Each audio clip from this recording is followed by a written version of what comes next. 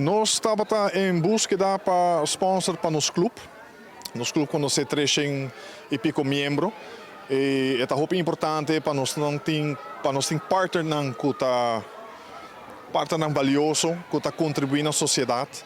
E para nós, suerte, nós logramos bom partnership com o DV Impact Foundation, que cobre sponsorship para River Plate de divisão U5 até o U20 para os próximos 2 anos.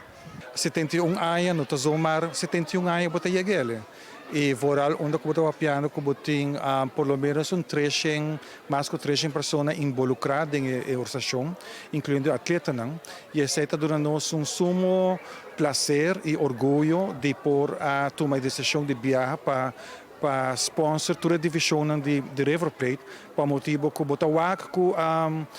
não está de bom caminho para encorajar os atletas no futuro e também com o maior da comissão, mas outra parte não está envolvida para o êxito do clube.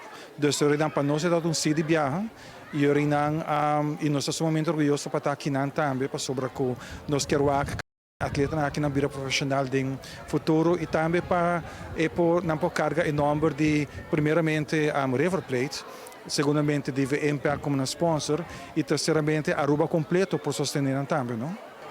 Oficialmente nós aqui conscientemente para lançar nosso website AAWE, de presença de DV Impact Foundation, que a contribuir ao sucesso desde 2 lunas passadas, que a contribuir ao sucesso de River Plate.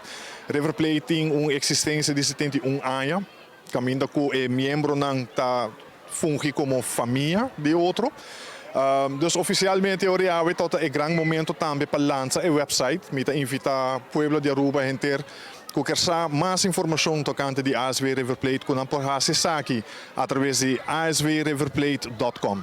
No nome de DV Impact Foundation, nós está desejando River Plate, hope e êxito. Misako está no campeonato está vindo e já aqui para o que para adelante, nós está querendo firmemente em River Plate e com na lupa três hope troféu cas e sempre vai me tabisa lá nós engrandecer de porta aqui não Aruba completo, me está invitado para sostener River Plate também, para sobre para 71 anos de existência, então o clube tem mais bio e vou bisa tá com vou ter honor para carga nome não. Nós queremos agradecer para a colaboração que nós estamos tendo com a DV Impact Foundation, que não bota a importância que uma companhia na Aruba tem um rol que impacta a comunidade.